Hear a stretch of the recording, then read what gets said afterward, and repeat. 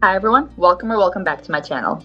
My name is Maria, and today I'm sharing with you our top most used gifts for our toddler. These are items that have lasted us through multiple stages of toddlerhood, and they're consistently getting quality playtime. If you're still looking for last minute holiday gifts or you're looking for gift ideas for birthdays, these are always my top picks because they have been such a worthwhile investment. Got a variety of budget options as well as smaller items versus larger items, so there's definitely something in here for everyone.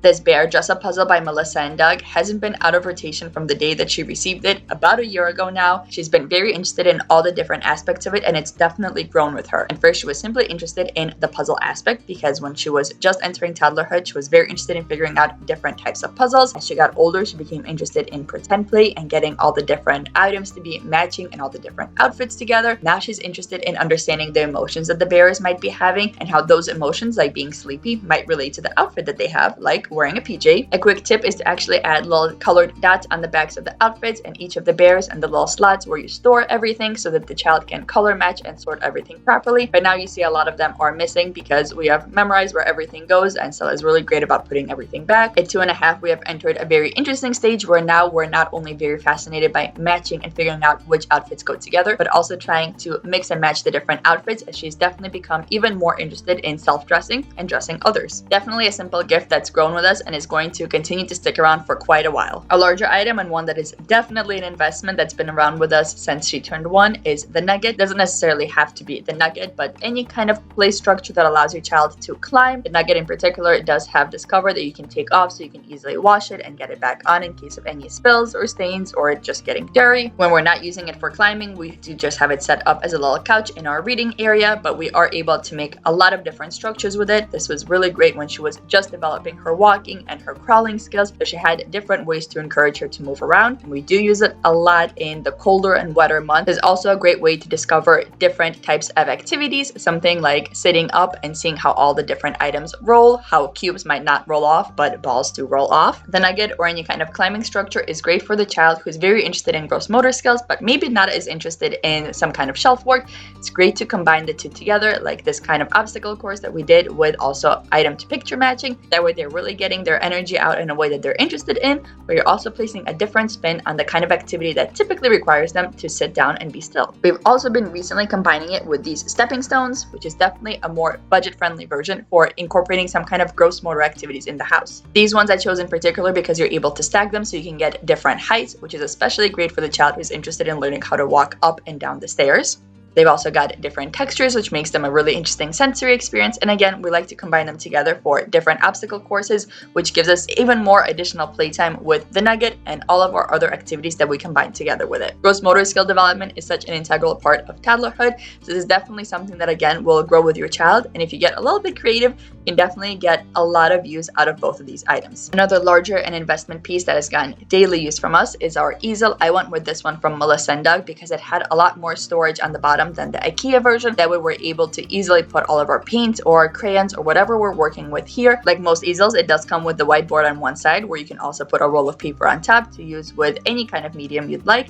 And on the back, it does have a chalkboard, which is especially great in toddlerhood for pre-writing work. I ended up choosing this easel in particular because not only does it have that extra storage on the bottom to be able to put all of the different mediums and items that we need for all of our painting and drawing, it does also change in height, so it will definitely be growing with her for years to come. And while an easel in and of itself looks like a bigger piece of furniture, if you don't have the space for a dedicated art section or art corner in your playroom, an easel like this that does have the extra storage can be that self-contained art space. Vertical play and drawing vertically, writing vertically is really important for a toddler to develop those motor skills that they will need for later writing skills.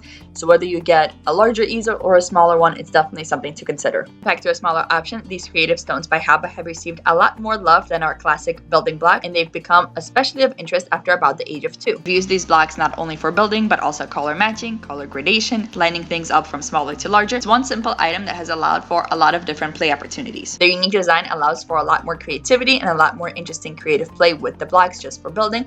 But they also come with these cards where you're able to follow and replicate different designs. Once we reach the age where that became of interest, it's become a very interesting challenge for both of us to recreate these designs together. And for some of them, she's now interested in recreating on her own. Perhaps the most favorite type of building in toddlerhood for us has been Duplo blocks. We have two different types of sets, one that has a little predetermined scene that you follow instructions to build with, as well as a larger set that is simply for open-ended and creative play. The larger set did come with a book of ideas, so we're able to really combine the two and create all types of scenarios. She's able to get very creative with what she builds or recreating different pretend play options as well. If we're going to go with just one option, I would definitely recommend getting the set that allows your child to create multiple scenes and multiple play opportunities from just the one set. Compared to the mega blocks that we originally started with, Duplos definitely require a bit more hand strength to put together, but they also stay together a lot better, so when something falls over, it's not immediately going to fall apart the way that mega blocks do.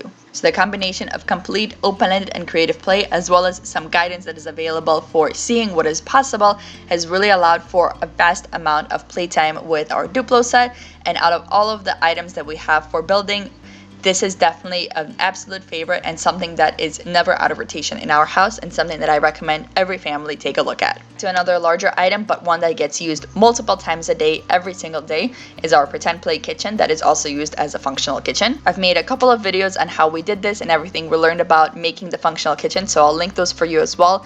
Something that I think gets overlooked is the fact that this kitchen still very much so gets used for pretend play as well, but it is also the place where we store her bowls, her plates, her utensils, everything that she needs for food prep, and it's also her little snack station. But when all of the food prep is done, but the desire to explore the kitchen is still there, we do still have all of our pretend play items for that, especially for the stove at an age where the real stove is not being explored just yet. This is a wonderful opportunity for the child to really play out all of those scenarios. And I've shown the different ways that we use our functional kitchen in a variety of our videos. Without a fail, it makes an appearance in almost every activity video because it is such an integral part of everything we're doing. It really allows the child to explore something that is a very central part for most families, which is the kitchen.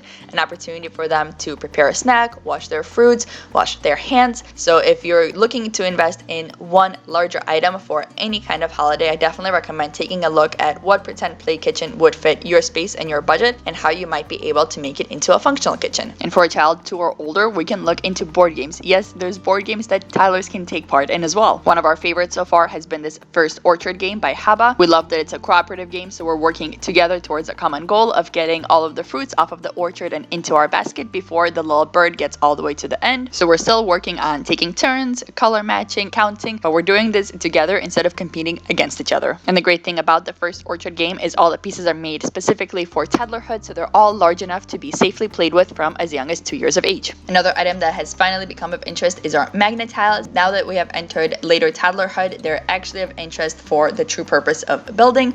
When she was younger, we used it a lot for playing with light and seeing how the different colors match and simply combining different shapes together. But now that she has entered the stage where she's actually interested in building, she's become fascinated with actually building different structures with the magnet tiles themselves as well. So unlike the different blocks and the Duplos that we have, something about magnet tiles that has been really interesting for us is utilizing it with different light sources, especially different windows, or you could use a light table to simply see how the light hits the different colors, combining the different colors together and seeing what happens when we do that. So aside from being a toy that we can simply build with, this is definitely allowed for a lot of additional play opportunities that simple blocks or even Duplos didn't allow for. If you're not new to my channel, you probably saw this one coming, but the Yoto, whether the original size or the mini version, is definitely one that had to be on this list because again, it is an item that gets used multiple times throughout the day, every single day.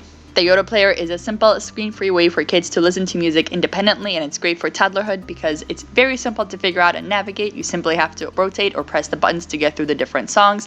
The card is essentially a giant SIM card with the music or audiobooks preloaded on it, and you can put it in whichever way. You can scratch it, you can try to bend it, and it's not going to break the way that an actual CD would. It also comes preloaded with the Yoto Daily and a little radio, but you can change the buttons to be something like a timer, which we use for cleanup. The original also has the option to be a nightlight or an AK to wake clock, whereas the mini version is small enough to take with you for on the go. We combined ours with a little travel case and kid-safe headphones, and this was one of the most important items that we took with us on our first plane ride. Yodo has a wide variety of different songs, nursery rhymes, music from different cultures. Some of their cards are also in different languages, and you also have the option of getting audiobooks. But our favorite option is also being able to make your own cards, which has allowed our multilingual family to explore music and audiobooks in all the languages that we speak in our house. An incredibly fun part of toddlerhood is delving into the world of pretend play and getting to explore what that looks like for our home. Earlier this year, we discovered the dolls by Hazel Village, and they've quickly become the favorite dolls in this house.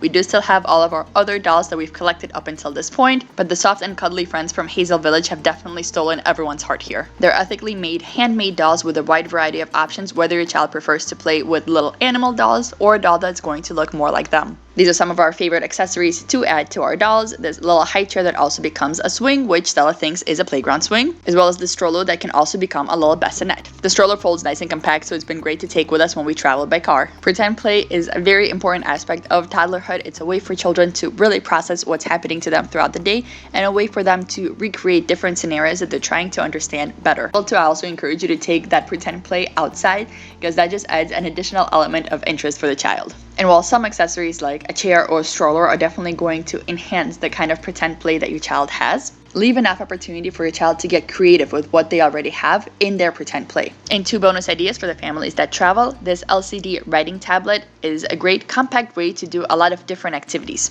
We use it for independent drawing together, playing Pictionary. It's really compact and self-containing, and we've taken it with us on the car, on the plane, and into the restaurants while we're waiting for our food to arrive. Final item are sticker activity books, which allow us to take a lot of the activities that children tend to love on the go in a more compact way. So we combine a toddler's love for stickers along with some of the activities they tend to love, like matching or counting, or simply creating silly faces, or setting up different free-form scenarios and play. And if you're a multilingual family like ours, I encourage you to explore those sticker books in your language as well. And that's the quick list of our most used gift items for a toddler to date. I hope this has given you some ideas for what might be a worthwhile investment for your family as well. Hope you enjoy the holidays, and until next time, I hope you stay safe.